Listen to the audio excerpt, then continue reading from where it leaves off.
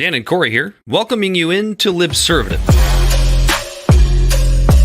The great fundamental issue now before our people.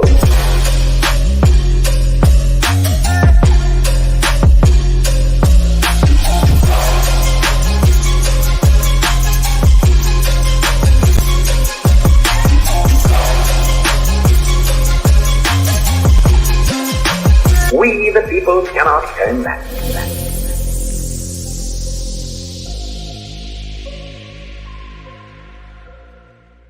All right, welcome in to I don't know why it had me muted, but here I am. Oh, you were trying to say something? No, I just said there it is. That's all. And Whoop. off to a great start, Corey. Welcome into Libservative. He, as always, is Corey Walsh. And he is Dan Griffin. And nothing happened this week. Show's over, folks. Yeah, peace. Here, I'll just go like... I was going to play the outro. Oh, I was gonna... That's it. See you around. You broke it. Anyway, what are you drinking tonight, Corey? Because we're going to need it. I am Tonight's conversation. about to crack open another PBR. And I'm drinking some New Riff whiskey. I just finished off the bottle. Bought it today. So, no, I'm just kidding. No, I just finished off my New Riff and my PBR. And I'm here to talk about stuff with you, Dan. What's up? What's new?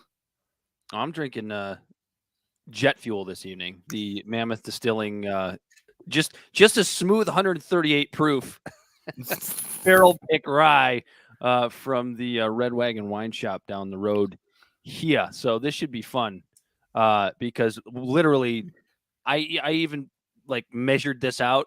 And it is exactly 2.5 ounces. I'm really curious to see what this is going to do to me by the end of the show. It's going to be a real hoot. We're definitely going to need it because I am still like reeling mentally from this Mar-a-Lago raid. Not because I'm like sympathetic towards Trump or something, or like the idiot in Cincinnati that decided he was going to try and shoot up an FBI facility and got his ass with a nail gun. It's just because there's so many like moving parts to it that, and most of them are fucking nonsense and just, you know, hearsay and so much speculation at this point. And you hear it coming from all angles, coming from morons, coming from relatively reasonable people. And what's funny is my instant reaction, and I'll let you give what your instant reaction was when you heard the news. It was so funny. It came up as a headline on my phone. I was sitting out in the garage just having a cigar because it happened at night, right? I remember it happening during the evening. Yeah. And I saw it pull up and I just went, Like it did not affect me like emotionally. It didn't affect me like it would have in 2018. Yeah, 2017. like it didn't even register with me, even though I knew right away that obviously like this is going to be a big deal, if for no other reason than, you know, the extremists' reaction to it, right? Whether you're a MAGA extremist or like a leftist extremist or an illiberal left extremist, just knowing what was coming from both of those like groups of people, I actually started to get a little bit sick to my stomach because I knew it was coming. It's sure enough, it's here. I made some predictions during our show prep that actually came true the very same night. Yeah, they absolutely did. That was kind of funny. I've been doing a really good job at like calling what the conspiracy theories are going to be that come out of things like this. And I said this right to your face over the phone or over the right to my fucking right face. To your face. I said, watch, the conspiracy theory from the MAGA people is going to be that the FBI went in to plant evidence. Sure as shit, the same night Trump says, well, maybe the FBI was in there. Yeah, he did. He said it. All right. Well, real quick before my first reaction was like, goddamn, 2017 Corey would be loving this right now. I would have been tweeting. I would have been posting all about it. Like, holy fuck, it's happening. He's going down, boys. About 2022, Corey, and I actually kind of talk about that in my monologue. Is whatever. Real quick before we keep going. Before we get too far into the weeds. Welcome to the show. Libservative Podcast is found on all social media and podcast platforms. Our website is podpage.com/libservative. We can be found at Libservative on Facebook, YouTube, and Twitch. Instagram and Twitter at LibservativePod. You can find our transcripts at libservativepodcast.wordpress.com. Our TikTok videos can be found at Libservative Podcast, and you can reach out directly at libservativepod@gmail.com. Like, follow, share. Looks like you wrote it subscribe. I did. Like, follow, share, and subscribe. Tell a friend, and give us a rating. If you're listening to this on your podcast right now, pause. Give us a review. 5 stars preferably, but I'm not going to tell you what to do. Yeah, and we're obviously going to get into the FBI searching Mar-a-Lago, but obviously we need to put in a little bit of a preamble here because there are those folks that may just be listening in the podcast form. We're just going with what we have here on Thursday evening, August 11th. So if you are listening to this after some more revelations come out, we apologize, but I think we're going to try and steer away from that and just kind of talk about what the effects of this are actually going to be. And what I'll start with is, as I'm starting to think about it in the days that have gone by since the actual raid, if that's what seems the Republicans are calling it a raid. Dude, this is no more a raid than the riot was an insurrection at the Capitol. Yeah, these guys were in plain clothes, just walking around being all nice. Like it's not a raid. A raid is kicking in the door, throwing in some fucking tear gas and stuff. If this was a raid, just like how AOC's arrest was an arrest, if this was a raid and that was an arrest, Breonna Taylor would still be alive, BLM wouldn't be happening, and George Floyd would still be alive. Yeah, that's there's that. Like my reaction the days following were like, okay, is this real or is this some sort of a political ploy? And I think I've come to this realization here on Thursday, the 11th, knowing what we know so far, which is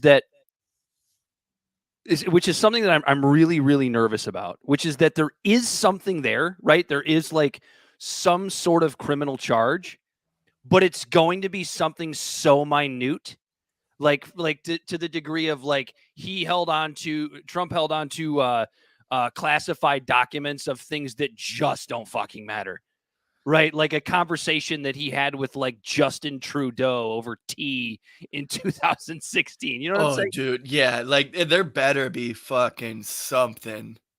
You know what I mean? For them to do this, like, so like in my mind, I'm thinking like obviously there is some political drive to this, right? But at the same time, I'd be happy to see Trump get some justice served. But like what pisses me off is the fact that how some people get a pass and other people don't. Where we know that there's hundreds of people like that are in the top 1%, top brass, that are our leaders and people who have influence over our day-to-day lives.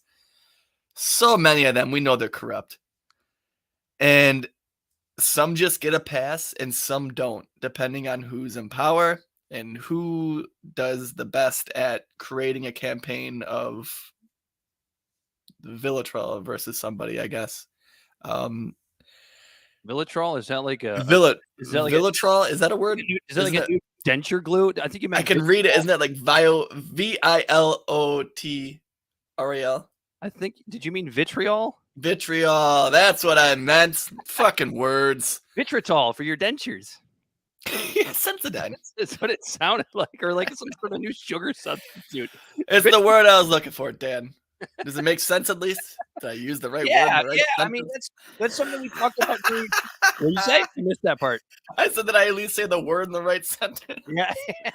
Yeah. I mean, look, we talked about this in our show prep on Tuesday, which was like the scariest thing about this is like, we're getting into this area where we have two parties that are just gonna investigate the shit out of each other. Like each one that comes to power, whether Lenny, did the FBI get complimentary drinks and use the pool? I hope so. I mean, I don't know. All that stuff's sealed. The DOJ is trying to unseal it right now, which is interesting because they did just file a motion to unseal the warrant. What was so that? We'll see. The DOJ, what's his name? Merrick Garland. Oh, yeah. He just filed a motion to make it so the warrant document can be unsealed, which is good for the people. And it's frustrating to me because if this is, and you know what they're doing, they're doing this just to poke around and see if they can find anything else. It's a, what's it called? I forget. There's like a term for it when they do stuff like this, but it's frustrating to me that like almost this exact scenario was happening with Hillary Clinton when she was investigated for her emails. She gave over some, not all were overturned. They found classified documents, and they just decided not to pursue. So I'm also thinking, I wonder if these are all the thoughts. There's a lot of shit going on, a lot of working parts. I can't piece it together just yet. We're probably going to have to do a part 2 next week. So I'm also thinking, what would make me feel a little bit better, not that I want the bar lowered, but I just want some goddamn consistency out of the FBI, that I wonder if they're just going to take their classified shit back to DC, and then they're just going to be like, we're not going to press any charges on this case. Because then it would be like the same outcome as it was for Hillary Clinton. Right. But if he does get the hammer for this, then where the fuck's the shit about Hillary Clinton? Where is the shit about Hunter Biden? Where's the shit? Where's the Epstein list? Like the FBI is doing all this shit on Trump like this. Meanwhile, Buffalo, the mass shooter in Buffalo was also on their list and he got away with it. You know what I mean? Like there's so much shit, drug trafficking, gun trafficking, all this shit's going on in our country, yet they're spending all these resources on Trump. Well, and I think I'm going to speak for you here, Corey, because I don't want anybody to get the wrong idea. It's not to say that if Trump actually did something that like, endangered the country or was an issue for our security, that you think he should be prosecuted, but you just want consistency when it comes to, prosecutions. Yeah. Say that, what he's done. Cause I honestly, I think there's probably something there, but I think it's going to be something small. I think it's going to be something that doesn't really, something that's going to kick up a political whirlwind. Wasn't an issue of national security or anything like that. It's just going to be something kind of, or at least on par with what Hillary's emails were, right? Right. No, and what's frustrating is this one's a little bit more arbitrary because the stuff he took, they actually were like trying to like unclassify, but he didn't go through the proper channels. Like you're supposed to, I forget, you go to the DOJ or somebody and you take these paperworks that you want to unclassify, and then all they fucking do to make it unclassified is they put a stamp on it that says declassified. And so because he didn't go through that arbitrary step, a former president just got his house raided. Now, I hate Trump. I don't like him. I didn't like his policies. He was divisive in our country, but he was still a sitting fucking president. Yeah. And what kind of precedent is this going to set to where now we can just use, anytime there's like a political thing, we can just throw the Justice Department at them? Like, well, that's Trump tried to do it during his whole presidency. Let's not pretend he's innocent. He is not an innocent man. He tried to do the same shit. He got in trouble with the quid pro quo because of it. Mm-hmm. And now it seems like the opposite end is doing the exact same shit. And it happened to him while he was doing it the whole time he was president. They came after him hard. I've mentioned a few times with regards to the January 6th committee and the hearings about like, this is what banana republics do. They try to throw they try to throw their political opponents in prison. And now I'm really worried because now you've got members of the GOP saying that the FBI's raid on Mar-a-Lago is the only banana republics do this. I feel like banana republic is going to be the next term that like loses its meaning because it's going to be so overused and so redefined. I got two more words. That'll just be useless and meaningless. Should I read my monologue? Yeah, go ahead. Because it's all about all of this. You and I are so confused here. We don't really know where to go next. Let me take a big old sip of this whiskey real quick. Yeah, I might down this one.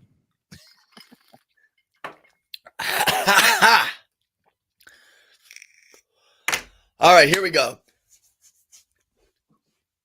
This is titled Accountability and Transparency.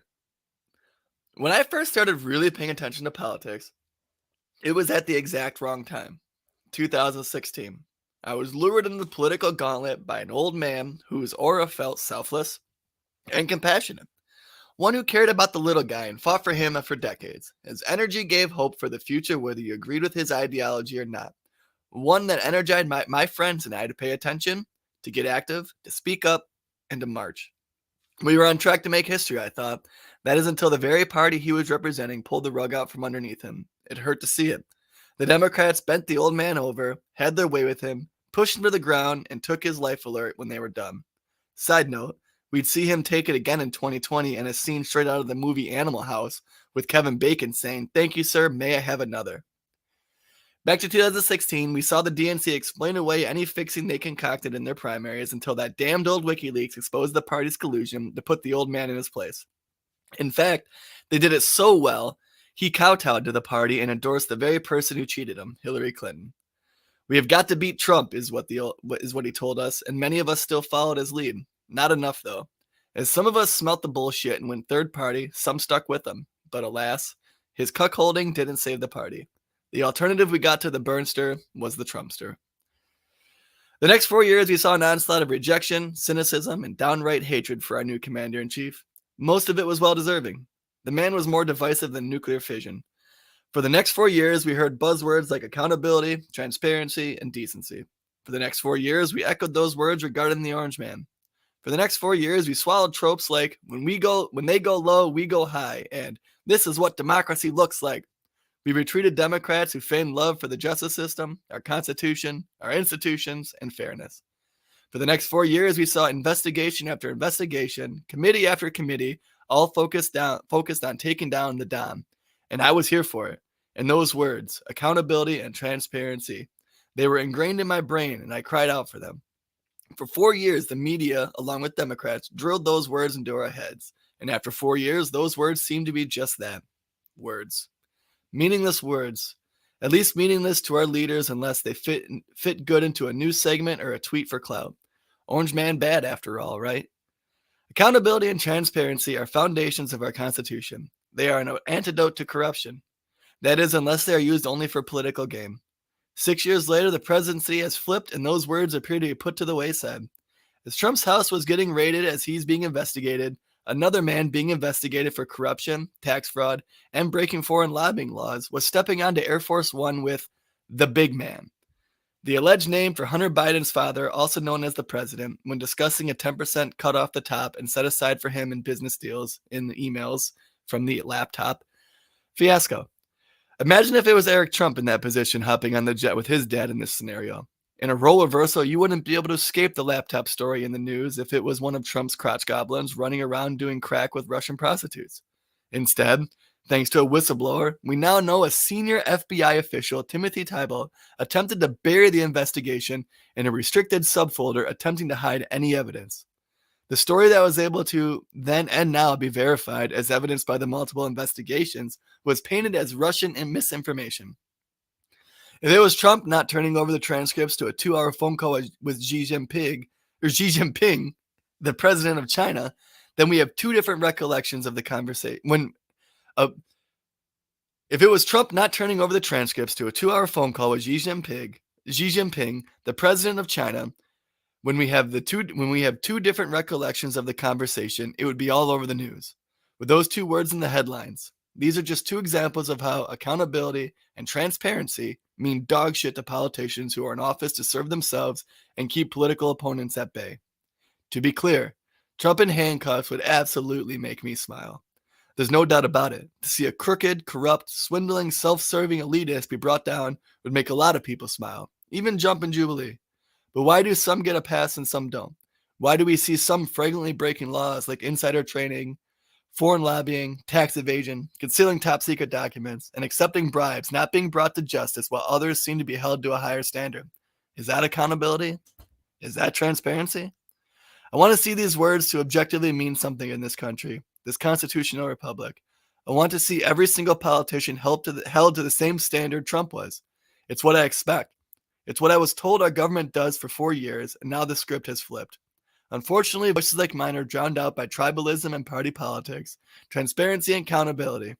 2 more words that can be thrown in the pile of other words that have become meaningless. Yeah, man. I mean, what I took out of what you just said was holding every one of our leaders to the same accountability, which is what I don't think we're seeing enough of with regards to Trump versus Biden or versus Hillary. But what you keep running into, the first thing that I thought of was like the fact that if you bring up Hunter Biden's laptop or you bring up Hillary Clinton's emails on one side, or if you bring up, Trump's quote unquote Russian collusion or whatever the hell is going to come out of this, right? At least allegedly is going to come out of this. You always get the argument from the extremes of it's false equivalence. And it's fucking not. It's not. I want a fucking bar held so high for all of these people that none of these fucking old senile fucks can high jump over it, let alone reach it with their cane. Like, I want accountability and transparency. When I got into politics, that's all the Democrats fucking preached. Yeah. And now it's switched, and now it's just you know what I mean? Like, what the fuck? Like, when I first got into politics, I really thought Trump was so That's enough. Put down the mic. Because of the fact that the Democrats were feigning this fucking fake superiority complex where they were acting like they were the party that was there to hold the institutions together. They were the party. They were the glue. And I fucking bought it. Yeah. Like, I did too. I did too. And it's fucking disgusting because now when the role is flipped, it's all of a sudden just the FBI is Timothy Tybalt is being investigated right now and he was a senior official in the FBI. He tried to put the whole laptop fiasco in a restricted folder where other people couldn't even look at it, Dan. Mm-hmm.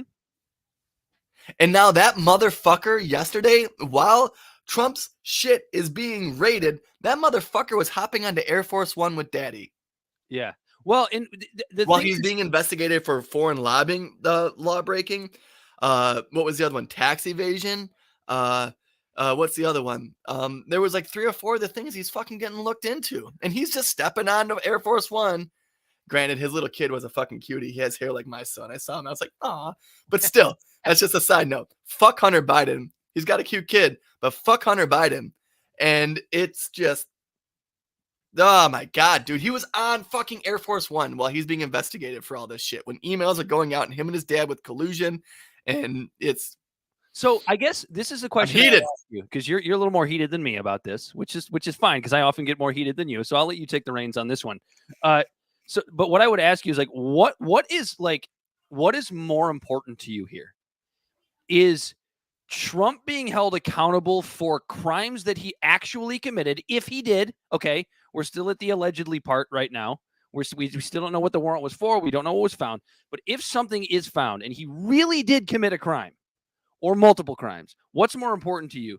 Him being held accountable for that crime or having everything balanced? Like, would you rather him get to walk away because Hillary and Joe Biden or Hunter Biden got to walk away? Or would you settle for a prosecution of Donald Trump even without the accountability on the other side?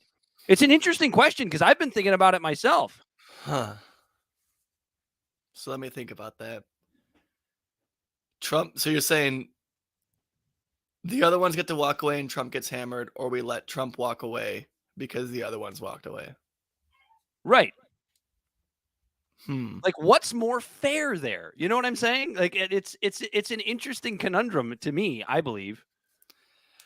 I want a standard that's high where in my perfect world, all 3 of them get fucking hammered. Like when you're a public official, you get held to a higher standard, just like we think police should be held to a higher standard than your average citizen. You know, it goes to the whole thing where they go, well, you're supposed to just have respect. It's like, no, the officer's trained to be in that situation. The average citizen isn't. Just like all these people, we voted for them to be in this position, to be our representatives, to be the people that we look up to. They're supposed to be role models and things like that. I would still like to see him get prosecuted, even if the other two fucks get off, for the sake of some sort of justice. Right. Because I know the guy's guilty as fuck, but I'm just sick and tired of political whims being the barometer of who's guilty and who's not, and not the justice system. And Lenny made a good point. He goes, just an observation: Hillary, without a subpoena, voluntarily sat for 11 hours and was grilled for Benghazi. Most of the Trump administration snubbed the subpoena. So Benghazi, geez, I haven't thought about Benghazi in years. I have, because I just listened to an awesome podcast documentary on Gaddafi. The Real Dictators podcast. So I know Benghazi, there was a lot of shit that happened, but what my focus is for Hillary Clinton, based on what happened with Trump with the declassified shit, is she had declassified email, or she had top secret emails on a private server in her basement in her personal home that wasn't a secured server that was protected by our U.S. government. And what's funny, like it's and that's, I don't know if this is that's the same exact scenario as what Trump's doing, even though Trump kind of had more weight to be able to have that stuff in his house when it was just an arbitrary thing versus what she did was straight illegal. I don't know if this is fair, and you can kill me for it. This is just my opinion. I just don't really give a shit about Hillary Clinton's emails anymore. And the only reason for that, not because I don't think she did anything wrong, but because, like, politically she's dead. Like, whatever, she's rich, whatever, she's got a bunch of corrupt money. Like, as long as she just goes away, I'm sorry, dude, like, I'll be satisfied with that.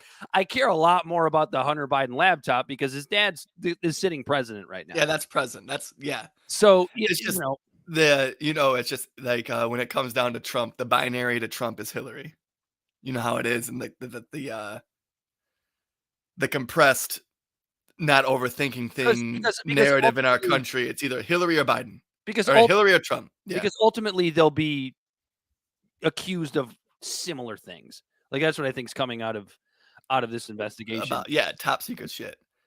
Yeah, and you know what? And if Hillary Clinton set a precedent of it kind of being just brush it off to the side, and Trump gets away with it because of that, that's not good. You know what I mean? Like, if they feel like their hands are tied, that they have to give Trump a pass because of the fact that the other party got one for the sake of the civility of our nation, that's not good. No, I mean, I guess just to move on a little bit, like, what do you think about this from a political perspective? Because I have heard some interesting how the midterms are going to get shifted real quick. Yeah, I mean, forget the inconsistencies and the hypocritical actions of our government, and let's focus on what this is going to do to shape up the midterms. Is what you're saying? Yeah, and I mean, I have some other stuff okay. to talk about, That'll make me less. That's more analytical. That'll temper my we got my emotions. So I like that conversation. So I mean, the right-wing narrative here. Lenny goes, Rudy said he had the contents of the laptop. Rudy also set up a Four Seasons fucking press conference in front of a landscaping company with his fucking Sharpie ink ripping down his face. Yeah, you want to talk about Hillary Clinton being politically dead? Rudy Giuliani might even be more. Yeah, I mean, so I think Dude, that was the best icing on the cake of the ending of a presidency ever. Can we just say that? That was so fucking funny. It was almost literal icing from Rudy's head. I mean, look, the way I view this politically is it's super interesting, right? Because the right-wing narrative is like, the Democrats did this on purpose to screw over, Trump candidates. But Crystal Ball made a really good point on her show Breaking Points Monday. And she's somebody who ran for Congress in 2010. She's a little bit in the know here, but she referred to it as the 90 days out rule. And we are 90 days out from the midterm elections. And generally, both parties don't like to drop a bomb that can shift the way elections are going to go. Right, because at this 90 point, days of the election. So when you say, how much did Joe Biden know about this? Well, first of all, allegedly he forgot about a handshake that he just. Oh my God, dude! We should have that video up right now. right in front of him. I mean, I would believe that if this was some sort of like a political move, I would chalk it more up to like FBI incompetence as far as the timing goes, because the FBI is probably looking back at this and going, "What do you mean we were supposed to wait till after the midterms to do this?" You know what I'm saying? Yeah, So that's a good point. Yeah, like, like at this point, both parties have spent like the 90-day rule, and it makes sense because at this point they're deep into their strategies. They spent millions of dollars. They have everything at trajectories going certain ways, and you're throwing in variables that are taking those and completely erasing so many things because now all of this shit that Democrats did in Congress that they were going to use as political talking points to help win midterms is kind of out the window because shit like this is just going to muddy the conversation. And it would be like the Democratic equivalent of, let's say, if we had a Republican Congress right now, if they decided to ban abortion nationally today with a midterm election coming up in 80 days. Yeah. They would never do that. They would wait until after the midterm. We're like in the lame duck. Right, exactly. Era. You know what I mean? No one wants to make waves. Like I said, because everyone spent millions of dollars on their campaigns. They have their talking points. They have their narratives. Everyone is fixed in their little tracks, trying to do what they can do to win. And then all of a sudden, this just throws a whole fucking spoke in the wheels.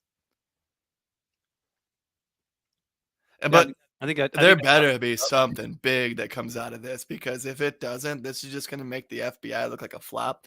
And it's actually interesting because I was thinking about that too. So in the 70s, when the FBI and the CIA had such mistrust, there was the Church Committee, this guy named Church, he was from Idaho. And then there was a guy named Pike from New York. And I might have those two names mixed. But regardless, those two, they were both doing investigations into the CIA and the FBI and the NSA and stuff like that. They were looking into all the alphabet bureaucratic institutions. And they basically found a bunch of trash, and they just aired it all out. That's how we found out about Project Mockingbird. That's how we found out about MK Ultra. And honestly, after this shit, especially after stuff being brushed aside, it might be time for that. But here's the problem. I love what you're saying, but it's the same. It's kind of the same fear that I have if something major does come out of this investigation into Trump, like something that really fucked with national security, like a major law being broken, whatever. If that's what comes out of it, we are at a place right now where legitimately at least 1/3 of the country is not going to believe it. Doesn't matter how factual it is. Like, facts just don't matter anymore. You're right. When it comes to this polarization. Like, so I'm looking at this, right? Go ahead. I'm sorry. I'm somebody who cannot fucking stand Donald Trump. I'm somebody who would love for them to find something that would put him in prison. And even I'm sitting here suspicious of what the FBI did the other day, because I understand how corrupt it is. I understand how polarized we are and what the narratives are going to be spun in each side of the media. When somebody who cannot fucking stand Donald Trump and would love to see him in prison does not trust what the FBI is doing. I mean, imagine what the extremists think. Yeah. And that's what I was actually explaining to Steve, Steve the Serb, he was on our show 2 weeks ago. And that's exactly what I was saying. Like, if I'm over here, someone who literally fucking just hates Trump, I fucking hate him. Before he was president, he's fine. He's this fun guy. He's like, "Oh, you're fired. Like, oh, that's fucking funny. He's over there doing these weird dances. Not like Italian from Staten Island, Corey. You're fired. Remember his show? Yeah, but like, as soon as his fucking cockamamie wild lifestyle, as soon as that was influencing my lifestyle, fuck you. Trying to take fucking funding from my Great Lakes. Fuck you. And I lost my train of thought there a little bit. Well, you saw in his statement. Oh, I'm sorry. So what I'm getting back to, was the fact that because of the inconsistencies we see from the FBI, especially when they botch it on simple things like having the name and all of this shit of someone like the guy who shot up the Buffalo school. And all these different mass shootings, like, where's the fucking FBI on that? They have these names. They know these people are bad, but they're not doing shit about it. But then there's all these political faces that they're just ignoring on this end, but then on this end they're going after Trump on this.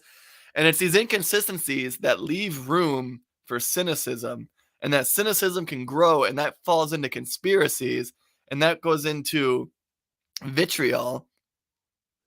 I said it right that time, Dan. But the conspiracies are kind of bullshit. So this is something that's ridiculous about these like diehard Trumpers, right? Right. The inconsistencies leave room for the conspiracies. But here's what's ridiculous, right? About these diehard Trumpers, right? This is like I don't like to poke fun at people too much, but god damn it, this is what makes them fucking stupid. You have this situation where Trump puts out a statement about how, comparing it to Watergate and all these other things, and he has some legitimate points at the beginning of his statement, but then he goes on to talk about how he did all these great things for the American people, about how he did his best to stop corruption and all this shit, and his moron followers actually believe him. But here's how you know that that's bullshit. Look at the people who are conducting this investigation. All people put in place. Remember, drain the swamp. He didn't fucking drain any goddamn swamp. He left everything exactly the same. The same he hired Ray. The magistrate that he appointed Reinhardt. Yeah. Was in on this. Which Reinhardt also, before the DOJ made a move, when he was starting to get heat for this, for signing that, he was like screaming out, like, hey, fucking unseal the warrant. Let the warrant go. I want everyone to know what this fucking thing is that I signed. And now the DOJ is about to release it. And it's what's really funny too is like the GOP kept saying, release the warrant. And now they're saying okay. And now they're going, whoa, wait, don't. Yeah, it's oh God. It's I don't really know. My mind is still spinning on this. I mean, look, the only other thing I want to discuss with regards to this is about the irony now that the GOP is calling to defund the police.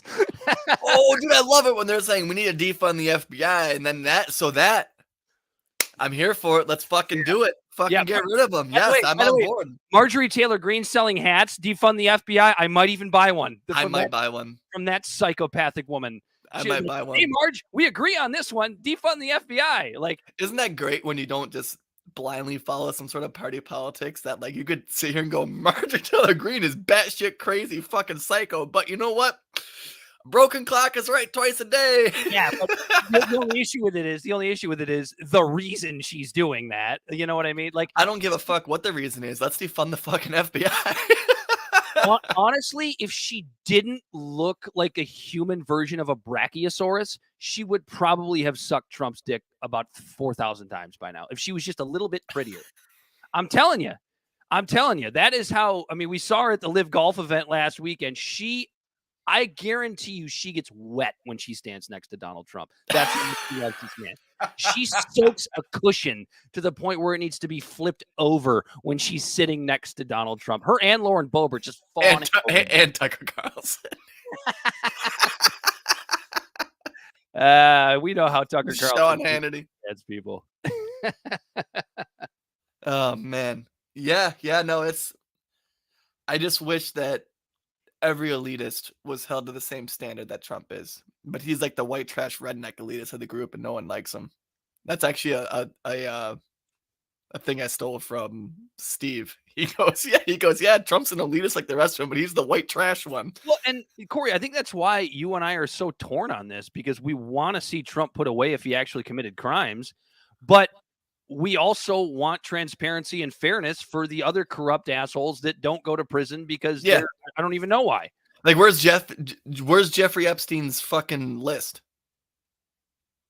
Where's all those elitists? Why aren't we lifting rocks and going into all the crevices over all of that? Here's a weird conspiracy theory with how and this is just a fun one. I don't believe this is true. Tinfoil hat time. I told you we need to make tinfoil hats. This is just a fun one, right? So doesn't that kind of lead you to believe, since the DOJ is going after Trump so hard right now, doesn't that kind of lead you to believe that he really wouldn't be on Epstein's list?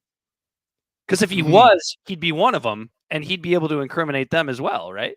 Right. Because that's what I think about Biden. I think that no one liked him and that he just wasn't invited on the Lolita Express. I really do. Like he was. He's really. No. That guy's a creep. He sniffs kids' hair. He's gonna blow it for us. He took it one step too far. Like he's gonna get busted for pedophilia somewhere else down the line. So we probably don't want him on this bus. Bill Gates is like, no, bro. Fucking Trump is like, Bill Gates is right, homie Jeff. You can't let him on the plane. Bill Gates is smart. He created Microsoft or something. He's just fucking Forrest Gump scene. You can't sit here.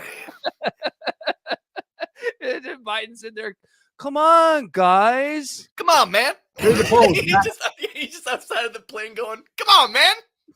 92% said if I did, they. No, he would have missed the plane because he took the train, and the train just the train schedule is always fucked up.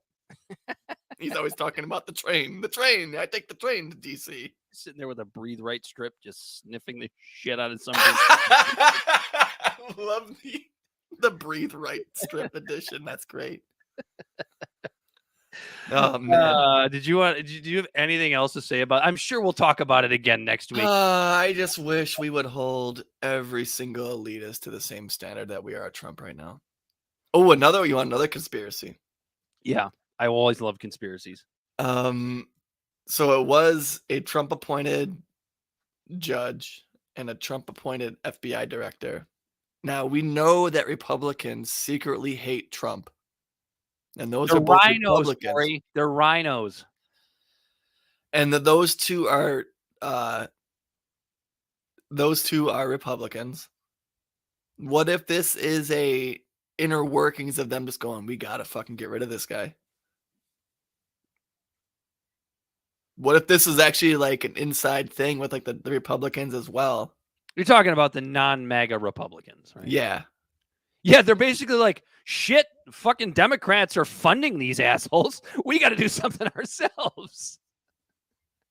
Right. Just made myself laugh. That's enough. Put down the mic. That's enough. Put the mic down. Oh, man. We beat this horse. Yeah, we'll have more. We'll have more. 43 minutes in. We talked about this on Tuesday. We knew we were going to get like an hour in before we moved on to the next topic. Yep. I mean, look, at the end of the day, and I'll just wrap it up with this, like, it is unbelievably consequential. It is an incredibly historic event, regardless of how you feel about it, whether unprecedented.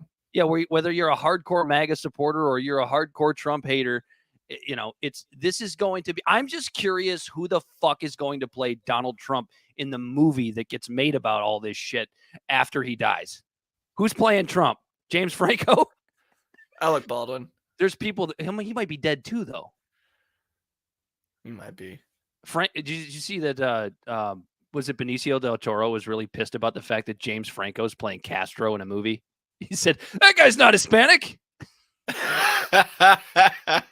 Wait, James Franco is playing Fidel Castro? Yeah. In some movie, Lenny's got to take off. See you, Lenny. We love you, buddy. We'll see you next week.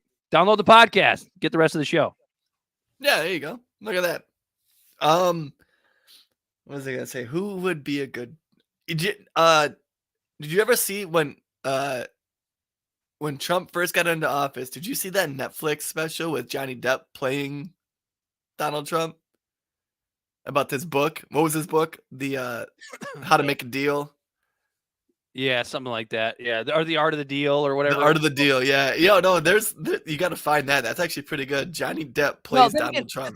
The thing is, you never know because fucking who was it? Was it Christian Bale played Dick Cheney in Vice? He did, didn't he? So you have no idea who's going to play anybody, and he did a really good job. He did. That was a really good movie. You didn't even know it was him until you saw the credits. Yeah, it was. Well, I did because I guess I was anticipating that film. But I might go. Maybe I'll watch that tonight. My fiance is out of town. Maybe I'll rewatch Vice tonight. That sounds maybe I'll try to rewatch The Art of the Deal with Johnny Depp. It's pretty good. He does a pretty good job at being Donald Trump. Because he had that whole thing after he made it. You remember he was sitting there and he's looking in the mirror. And it's so funny, dude. The way that we all responded to what Trump being in office and like how like the whole liberal elite all stepped in line. Looking back, it's like just damn near comical. There was this whole scene in the mirror, and it's Johnny Depp, and there's a camera on him through the mirror, and he looks like Donald Trump, and he's ripping off the latex, and he starts ripping it, and he gets more frantic, and he rips half of it off, and he looks at himself, and he goes, "Fuck you." Is that Johnny Depp as Yeah, it is. I told you. There he is. Wow, that's actually really impressive. I know I told you. It's actually pretty funny, the little movie is. It's Wait, like what is he 45 doing? minutes. Why is he doing like the karate chop hands? I don't know, because it's Johnny Depp. Yeah, I had to look it up because I kind of forgot what it looked like, but there it is. But Yeah, we fuck that guy. shit on Trump for a while. You want to shit on Biden's IRS, or you want to talk about? You know, it's actually funny because we've mentioned that in some of our pre-shows. So it's like our show preps, like, fuck. Like, could you imagine if we had this podcast going, how much easier it would be if Trump was in office? And this is just a little taste of what it would have been like. Yeah, but it would have gotten cheap. Just like everything else got cheap when it came to Trump. It's still cheap.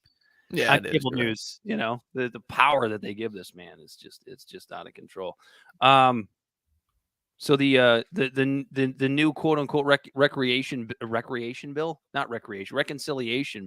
you want to talk about Pelosi? Oh, we could talk about the recreation bill. Recreation bill? Reconciliation bill. Yeah, we didn't really touch a whole lot on the IRS portion last week because I don't think we knew all the details about thousands. What was it? 83,000? 87,000, I think. Oh, it's so much different. New IRS employees coming about, and I can't believe that you still have Democratic voters that actually believe this is going to have an effect on rich people. Right. People that make under $25,000 are 5 times more likely to be audited by the IRS than anyone else. The thing is, it will have an effect on rich people. I mean, you're probably going to see more rich people getting audited, but you're going to see more broke ass people getting audited. Like probably roughly based on the trends, 5 times more broke people getting audited than rich people. Yeah, and this is honestly like you know how the accusation from the right is, and they're generally, the right wingers are generally right on this when they say like leftists just want to tax to the roof. This is basically like Biden's tax police. I just seeing them kicking down doors. Yeah, it's insane. Like it's first thing that pisses me off about this is the government, the IRS goes, "Oh, but we can't do our job. We don't have enough money." So the government is going to give them more money and a bunch more agents, but there's no stipulations that say, well, if we give you more money and more agents, you better be better at your job. There's no stipulation like that says, like, if we do this, you better actually be able to do your job. Right. And so that first off kind of like bothers me about it, but it's just, it's the number of the fact that people that make under $25,000 are 5 times more likely to be audited than someone who makes more than that. Isn't that always the libertarian argument for against big government? Conservative / libertarian argument, but I prefer the libertarian argument much better, which is because conservatives love big government just for them. Yeah, they just pretend not to. But like the libertarian argument against big government is because of things like this. This is going to be a bunch of money that come on. First of all, it's going to be tax money that comes out of our pockets to go into the federal government to enforce them to come and take more tax money out of our pockets. We're paying for these people to come take our money, as poor folk. Yeah. To come take more of our money. And it was funny. I was having a conversation with myself earlier today. Yeah. Sometimes I talk to myself. And I was feeling really good about myself because I was like, you know what is like a good libertarian compromise here, right? Because there's a lot of libertarians that want to fair tax, abolish everything. And I thought about fair tax, but I thought about it this way. I don't know how this would be implemented, but you hear a lot of the people in the Mises Caucus and others that maybe aren't like totally against taxation, but they are. But the bigger thing for them is like pushing government to a more local level, which is what I think is best as well, because I think we're at a place where our system is just going to not allow us to completely get away from taxation. So my thing is this: why don't we make it, or why don't we start demanding that literally every municipality collects taxes? Now, before I lose you, before you freak out, I don't want to pay more taxes. I don't want to pay more taxes. This is what I'm thinking: reduce the amount of federal tax that you pay, and increase the state tax. reduce the amount of state tax that you pay, increase the amount of county and municipal tax that you pay, right? So like at the end of the day, the same amount of money that's coming out of your paycheck now, or maybe even less, you're still paying that money, but instead it's going bottom up. You pay those city taxes first, then county taxes, then state taxes, and then federal taxes. Well, I think that's what the founding fathers actually like wanted. Well, I mean, think about all the ways in which that makes sense, right? If I know that 60% of my tax dollars, whatever the number is, I'm just making up an arbitrary number, but 65% of my tax dollars are going directly into my community, that causes two things. One, I have a lot more access to my city council members. I have a lot more access to my mayor. I'm way more efficient, way less red tape. I'm going to give way more of a shit about my local politics. That's number one. That lowers the barometer of the federal, that lowers the barometer of the hyperpartisanship on the federal level. Yeah, because you care a lot more about what's going on in your neighborhoods. You don't have to worry federally about schools anymore, because my city tax dollars are going directly into my school district, and it's so much easier to make demands. Now, does that mean you're going to have to pay your city council members? Are they going to have to be full-time city employees along with your mayor? Probably. But it's so much easier to hold those people accountable. And there's going to be so much less identity politics and partisan bullshit when you know exactly where that money is going. And if there is the identity politics and the partisan bullshit happening in a city, it has way less effect on you if you live in the city next door. Right. Yeah. Yeah, no, I mean, you're literally sounding like a founding father, Dan. This idea is, I don't mean to burst your bubble, but this idea isn't new. I know it's not. I know it's not. Our founding fathers wanted everything as decentralized as possible. But it's kind of a modern version of what the founding fathers wanted. Yeah. Because I mean, nobody really considered like the fact that we were going to have whatever it is, 180,000 different municipalities around the United States. Right. Yeah. The founding fathers didn't anticipate electricity and running water. It wasn't around. Like there's certain things we got to pay for that just weren't there when they were there. Because what I often feel like a lot of the times is like, especially conservatives, not so much libertarians, but conservatives are always like, give the power back to the states, give the power back to the states, give the power back to the states. And I agree with that to a degree, but I still think the state level is too goddamn big. Like the fact that my municipality has to rely on state funding because I don't pay my taxes directly into my municipality. Yeah, that's an issue. Really. That's an issue for me. I should be paying those taxes directly into my city. Yeah, it's just why go through all the extra steps? To give the money to the Fed for them to give it back to the state, to give to the city to help you. Yeah, and your city officials, I mean, yeah, sure, they get a budget every year, but they don't have to be held accountable. And how much money is lost in all those transactions of changing hands before it comes back to you? Yeah, I mean, look, it would take a lot, right? We'd have to set up a whole new system to make this happen. But to me, I mean, I don't know. Maybe I should.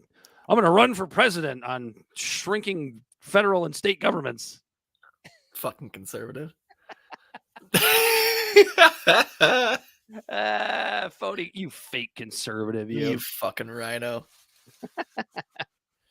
But yeah, this right here, it's frustrating. Like, because they're going to be going after poor people.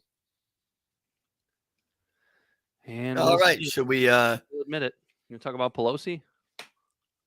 Pelosi's pompous peregrination, part deux. That was a really bad joke. I'm so sorry. I apologize to everyone listening and watching. Thanks everyone for coming out. This is Libservative. We're out of here.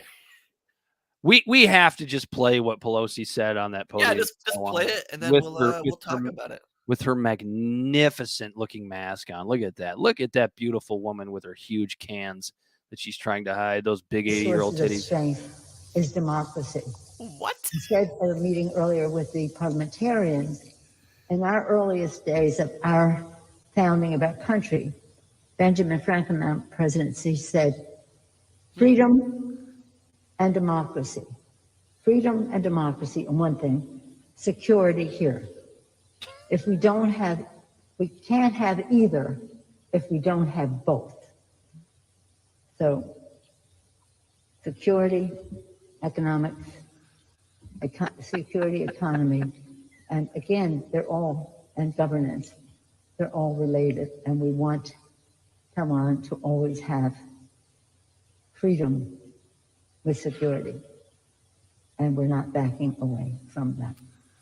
What the fuck did she just say? She sounded like a ginned up grandma at Christmas. That's what she sounded like. Boy, is she lucky she's speaking to a room full of people who can't speak English. It's like, oh my God. And you don't see, first of all, you have Biden not remembering that he shook hands with Chuck Schumer 35 seconds ago. And then you have, what? Do you understand why it's a problem to have these octogenarians running our government?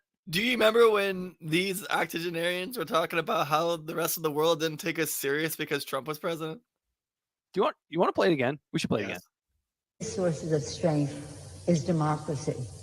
I said at a meeting earlier with the parliamentarians, in our earliest days of our founding of our country, Benjamin Franklin presidency said, freedom and democracy.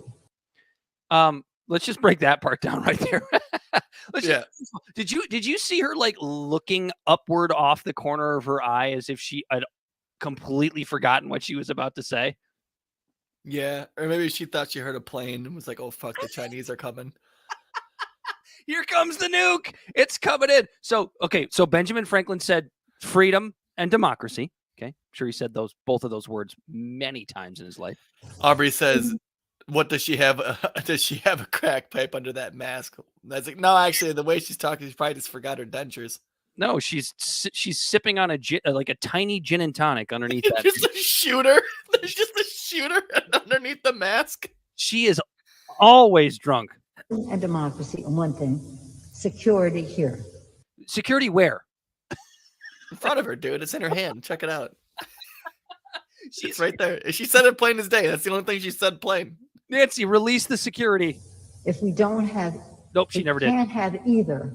You can't have them. Both. You can't have either what if we don't have both. Security, freedom, economy. There's a couple things jumbled up in there. So like, she says, so like, obviously you guys understand what I'm saying, right? So you know the thing. Security, economy, and again, they're all and governance.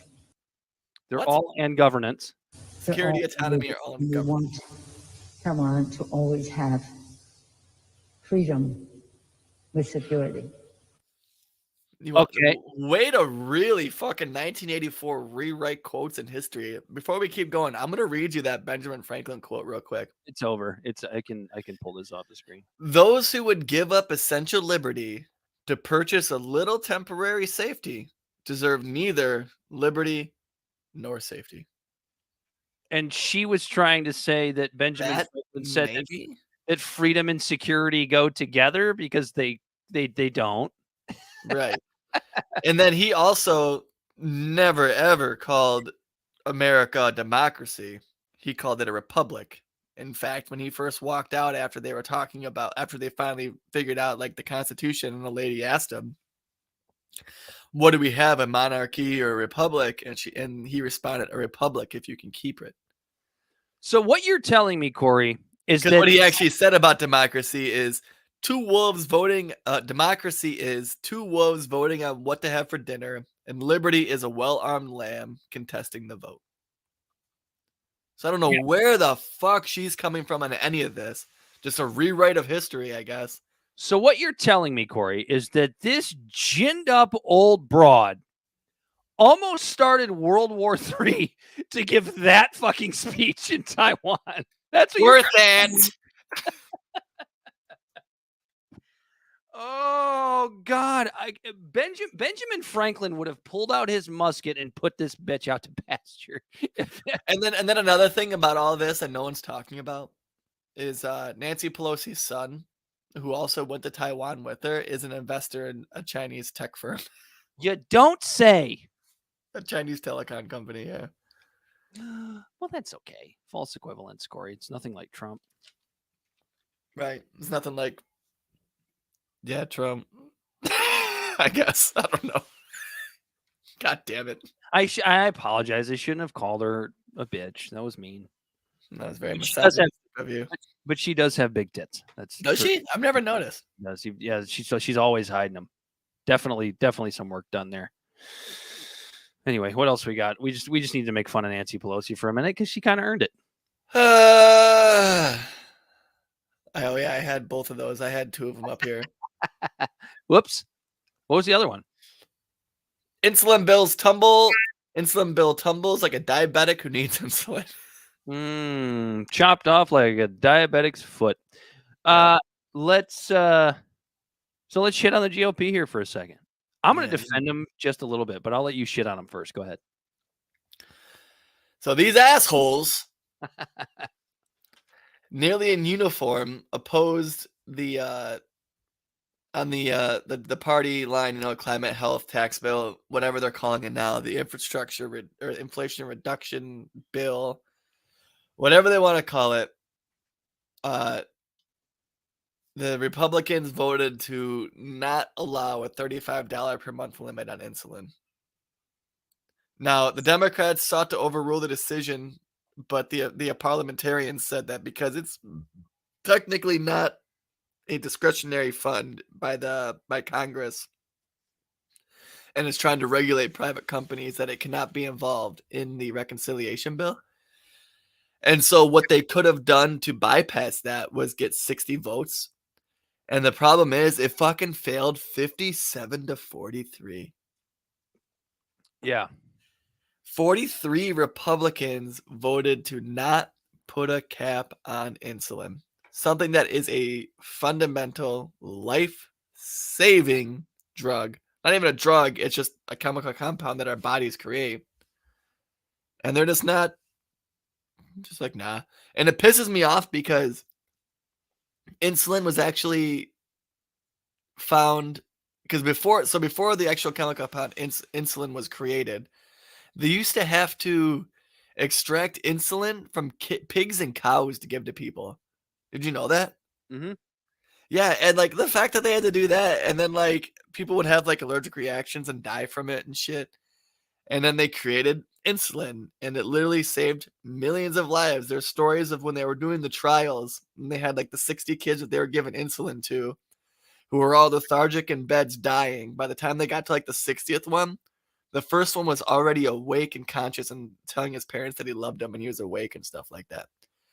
And the rest of the whole developed fucking world, people are paying $10 or less for their insulin. But here in America, we're paying for the same amount, like $100. Well, yeah. I mean, to your point, I mean, this is something we just haven't had to think about in I've never had to think about insulin because I guess the Lord loves me and made it so my body can regulate it itself. Well, this is just something that we as a society haven't had to think about in generations because, dude, there was a time where if you were diagnosed as a diabetic, you were dead. You were dead. Like you had no chance. Whether it was, diabetes through a poor diet, as we see a lot today, or whether it was childhood diabetes through no fault of your own, right? If you were diagnosed a diabetic, you were going to die until insulin was brought into the fold. And so like I'm weirdly torn on this because not because I support what the GOP did, right? Because they did this again as a political move because we can't give the Democrats a win, right? And you're playing with people's lives to prove a bullshit political point. So I'm in 100% agreement with you there. However, I'll give you the libertarian argument here, Corey, which is that you there shouldn't need to be a cap on insulin because it shouldn't be as regulated as it is. It is a really simple compound that multiple manufacturers could make if they wanted to drive prices down naturally. That there's a bottleneck because of regulations, just like baby food, just baby like with formula. Yeah. And that's a very fair argument that if we did reduce regulations, that the free market might actually fix this. It just shouldn't be necessary. Like, we shouldn't even, the GOP shouldn't even be Like, hey, how about all these people in these other developed countries that are buying their insulin at $10? How about we just make it to where people in America can buy it from over there? Watch the free market here all of a sudden bring those prices down real fast. Oh, the FDA just won't allow that. Fuck the FDA. That's what I'm saying. That's actually a really good, you know what, that's funny. That's interesting you say that. That's actually a really, really good alternative. Just make it so people can buy their insulin from overseas. Yep. Buy it from fucking Canada. It's not even overseas. Like, especially here in Michigan. And let someone literally travel 20 minutes across the border over to Canada. Buy their insulin. Bring it on back. Give it to their friends. Drink it. Do shots of it. I don't give a shit. They pretty much cheap. do. No, if you do a shot of insulin, you're dead, dude. I'm telling you. You literally have to put in a couple drops in your arm. I think it's like what, 5-6 cc's. Yeah. If the GOP had a shot of insulin would kill you or I with a regular regulating pancreas. Fun. Would it swell up? The pancreas or you? Both of us. I don't know. You drink that shot of insulin and then I'll let you know what happens. But if the GOP had like a legitimate complaint here, which would be legitimate, but this isn't why they're doing this. It's like, it would be the economics 101 argument where if you put a price cap on something that's regulated, it's going to drive down the incentive for the limited amount of manufacturers. Yeah, to make it. Create it. Yeah. And now we're going to have an insulin shortage. So I understand like the idea that putting a price cap on insulin is probably a bad idea. Then remove the regulation. But only because of the current regulations that we have. You know what I'm saying? It's like this. It just shouldn't be necessary. You know what's also fucked up with it too is like you got people buying insulin from vets because it's cheaper because it's not regulated like this insulin. Yeah. And you can buy insulin. It's the same thing for your dog. And then you can inject it in yourself and you're fine. Right. Because it's such a basic compound that goes across the board. Yeah. Because if I'm not mistaken, dog medicine doesn't need to be FDA regulated. Right. They take a lot. You know what's funny? Like, because I have 2 dogs. I take them to the vet. Like, a lot of the medicine we give dogs, like the chemical compounds are the same. Exactly the same. The dosages are just a little different. That's it. Because they have smaller bodies than we do. That's it. Xanax, all that shit. They give dogs Xanax. They give dogs Prozac and shit. Yeah, your dog's anxious. Oh my God. Are we gonna start talking about doggy mental illnesses now that like the mental illness craze is just completely basically wiped its way? Anything that has a dollar sign, Dan, is gonna get exploited. That's true, and people will do anything for their pets. I can speak from experience. Although if they told me my dog had depression, I would probably tell the vet to fuck off and switch vets at that point. Yeah, he's just trying to make money off you. I mean, even it could be. I could even argue anxiety. Like, I don't know. I guess a dog can be upset if it's a pack animal and you leave them for 8 hours a day. I could see them going, well, "What the fuck, guys?" Dogs have anxiety. That's real. But depression, I don't think so. I don't think I could go with that. Your dog is suicidal, which is actually, it's not necessarily a funny joke, but I have a friend whose dog did actually kind of like, sort of in a way, commit suicide. Because like she had a bra hanging from a closet door and she went to work and the dog somehow got its head caught in the bra loop and then freaked out and started spinning around and hung itself. Whoops.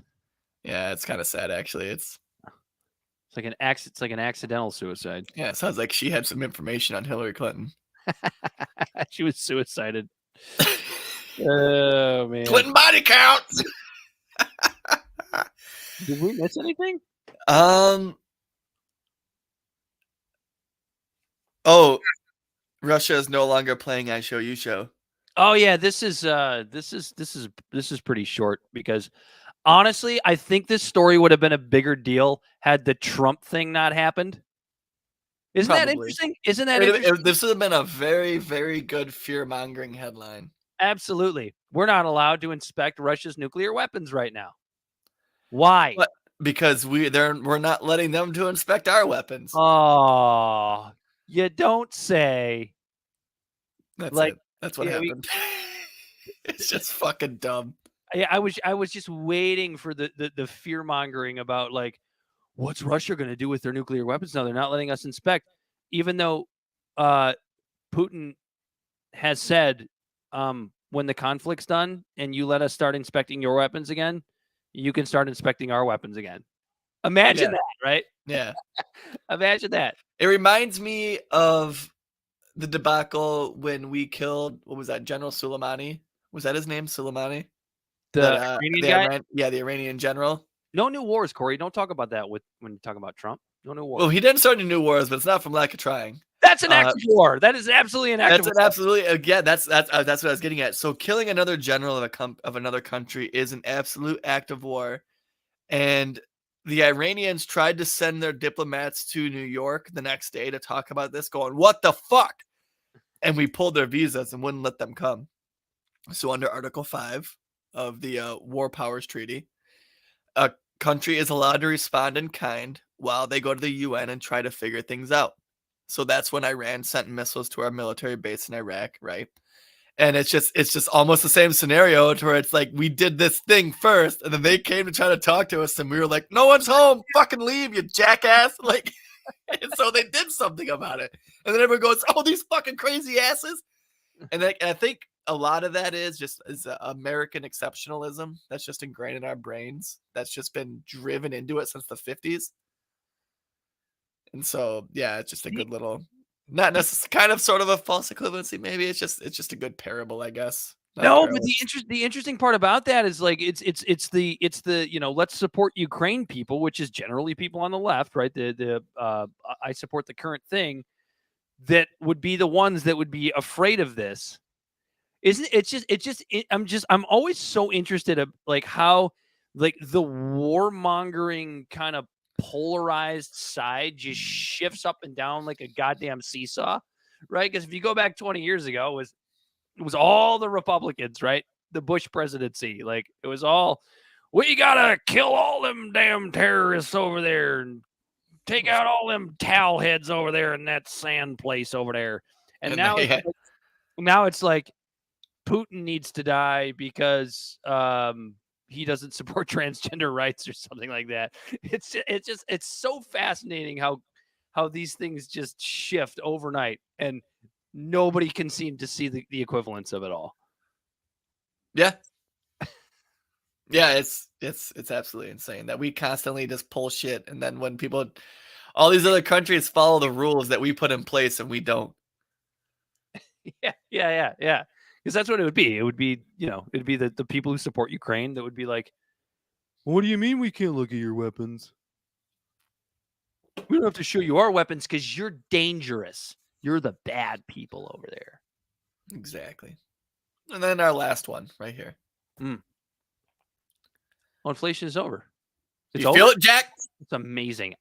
We're at 0% inflation. I feel so good that gas is below $4.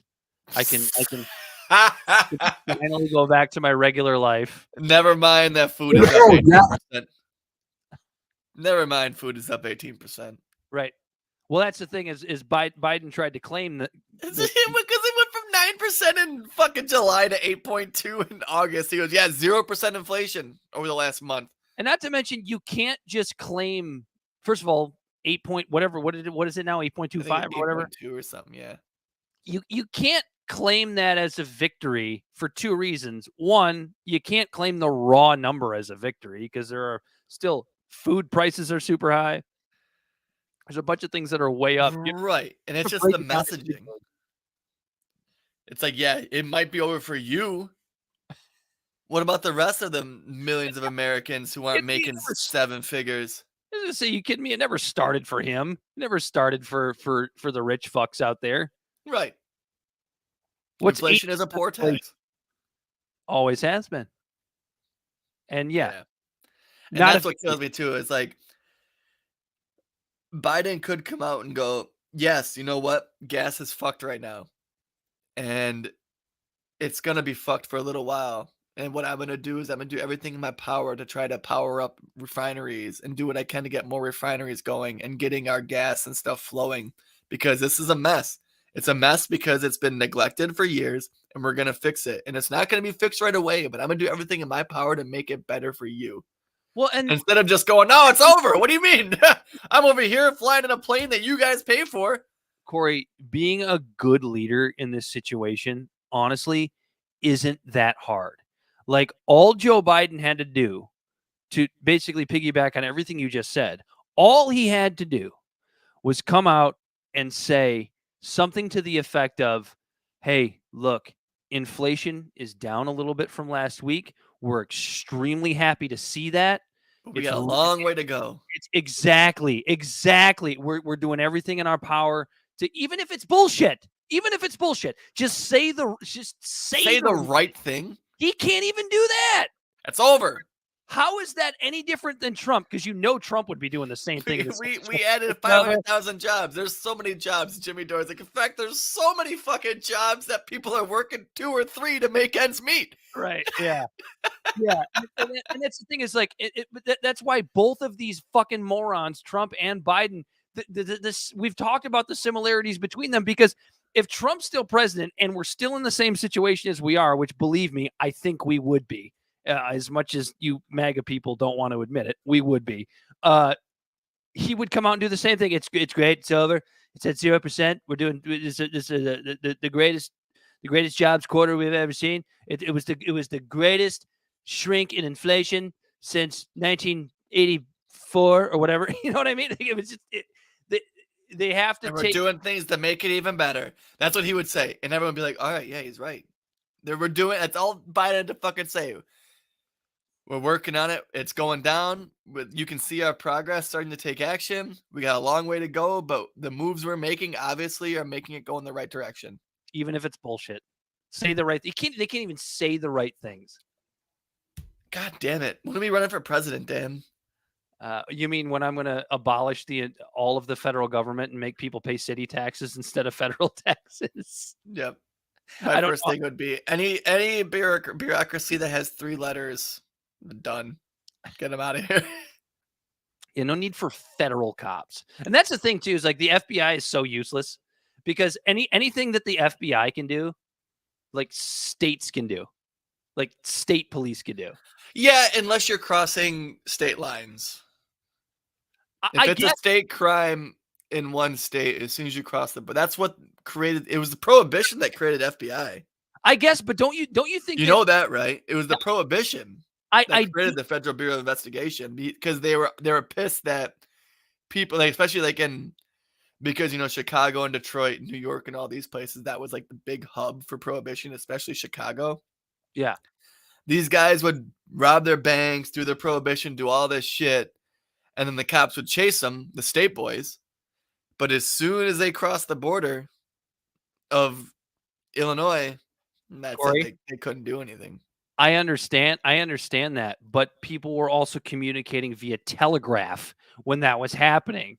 Now we have a lot better technology where you would think that states could communicate a little bit better. Hey, he's running across state lines. Maybe, but do you think that if if there was no federal shit, you think the states are going to cooperate that well when as hyperpartisanship gets more and more regional in our country? Yeah, I get the concept of the FBI. I'm for that, right? But the FBI itself, if you make the shift that I'm talking about, where the money funnels down instead of up, the hyperpartisanship goes away, because nobody really gives a shit who the president is anymore. Right? Why would you care? Right? Why would you care? He has minimal power. He basically is the CEO of the country, which is really what the president is supposed to be. Right. It's just like, if an FBI agent is chasing someone, and let's say they're in Michigan, they're on the border, and that person crosses the border running from them, the FBI agent doesn't have to stop at the border line and then call the other state and go, "Hey, can I cross over and come and help and do this?" It's just like it was something that was supposed to alleviate that. So I guess the gesture of it in general was kind of like the premise of it is justified. Is it But- though? Because prohibition should have never happened. And if prohibition never That's happened, we don't true. have an FBI. That's true. Like, I don't like the FBI. I don't want the FBI. Don't get me wrong, but I get the understanding of the original intent of it. It's just a shit show. It's But- worn out its welcome. If you even after this conversation, if you saying this, go, well, Corey, you just sounded like you cucked for the FBI. Do you want them here or not? I'm gonna say no. Fuck them. Get rid of them. It's just a little bit of context, I guess.